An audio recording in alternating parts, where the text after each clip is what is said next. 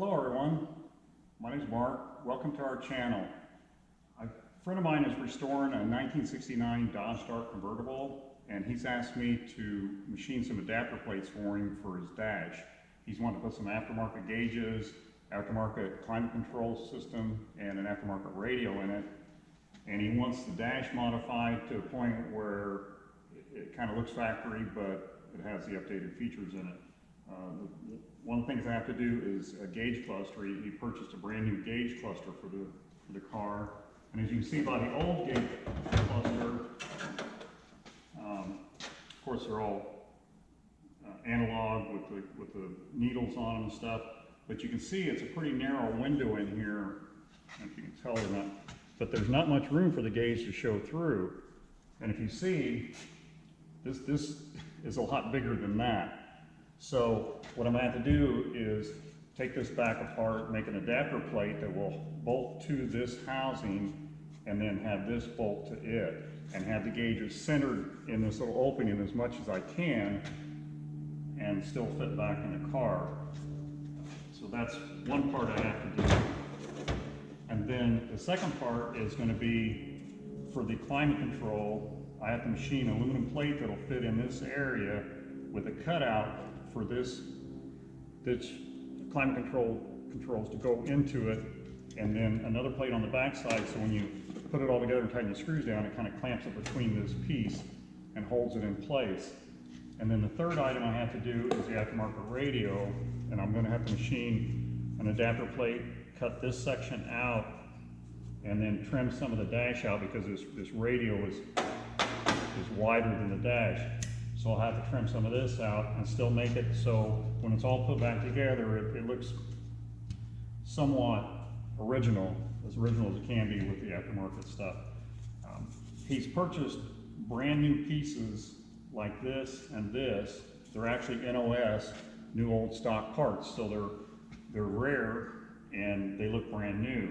He gave me the old parts so I can practice cutting them out, and if I damage these, it's no big deal. So I want to learn from all my mistakes on these, so when I actually get the new parts he has and I start to cut them out, I don't damage them to where they're not usable anymore. So it's going to be a little bit involved in the three different parts I have to make to install these new parts into the dash. So I might have to break it up into a couple of videos anyway, just so I can fit it all in and not have a video way too long. We're fairly new to YouTube, so I apologize for the picture quality and the sound quality on these videos right now. I do have a brand new cordless mic. I'm waiting on an adapter for it. I have the mic already, but the adapter hasn't come in yet. So hopefully when I start shooting these videos, I'll have the mic and the adapter, and I'll have a little bit better sound quality. I've also ordered another camera that has a forward-facing viewfinder on it, so I can actually see what you're seeing.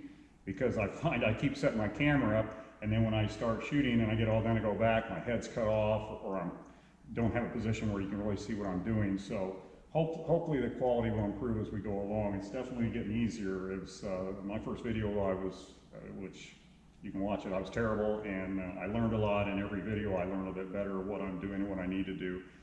You watch some of these other guys that have been on YouTube for a long time, and their videos are very professional. No issues. I mean, the sound's perfect, the lighting's perfect, everything's perfect on them. And then, you go back and look at their first video, and they had the same issues I'm having. It's a learning curve with anything. So if you guys just bear with us, I hope to improve the quality of these videos as we go along, improve the content, and keep it exciting and interesting. Just for example, today I went to a garage sale near Crystal River, Florida. Met a gentleman, and I got an agreement with him. I can come back and videotape him and interview him and show you guys what he has, and I think you're really going to like it. He's over the last 30 years, 40 years, he's collected a lot of hit-miss engines. With any old-timers know what those are. He's got a lot of old marine engines. His oldest one's from 1895. He's got some old vehicles, and he's just a very interesting man to talk to. He's got a lot of knowledge about old stuff like that. So I'm probably going to try to shoot a couple of videos with him and walk his property. He's got almost 3 acres, and believe me, it is packed with stuff.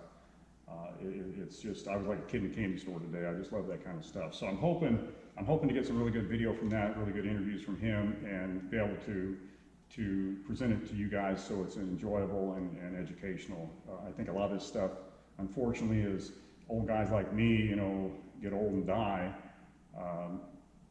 A lot of that knowledge is lost. A lot of it is not something that's being passed on to the younger generations, and I think it's a shame for the younger generation that they're not getting exposure to this kind of stuff, because I think it's really important to see how technology has evolved over time, and how crude things were back years ago. Even when I was a kid, you know, we had no computers. I had an AM radio.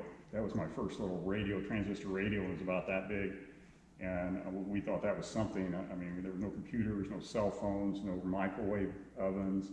So technology has advanced so fast. I think our younger generation is missing a lot of stuff we had as kids, or didn't have as a kid, and didn't realize we were missing out on it. So anyway, that's it for today for this video, but like I said, when I come back with the next video, we'll start on this project, and then sometime in the near future, I'll meet with that gentleman and get some video, and we can share that. So like I say, you know, if you enjoy our channel, please hit the subscribe and like button.